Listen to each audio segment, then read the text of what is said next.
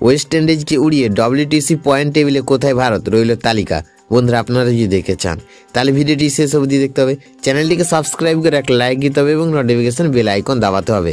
দিল্লির মাটিতে ওয়েস্ট ইন্ডিজের বিরুদ্ধে দুর্দান্ত জয় তুলে নিয়েছে টিম ইন্ডিয়া।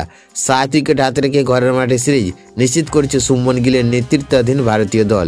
রস্টন চেসের নেতৃত্বে ওয়েস্ট ইন্ডিজের লড়াই করলেও শেষ পর্যন্ত ঘুরে দাঁড়াতে পারেনি তারা।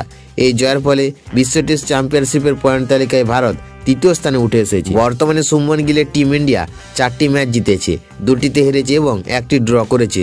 ভারতের মোট পয়েন্ট এখন 52 আর পয়েন্ট কালেক্টেড পার্সেন্টেজ 61.90। এই অবস্থানেই ভারত রয়েছে 3য় স্থানে। ভারতের ঠিক ওপরে রয়েছে শ্রীলঙ্কা, যারা 2টি ম্যাচের মধ্যে 1টিতে জয় এবং 1টিতে ড্র করে 2য় স্থানে রয়েছে।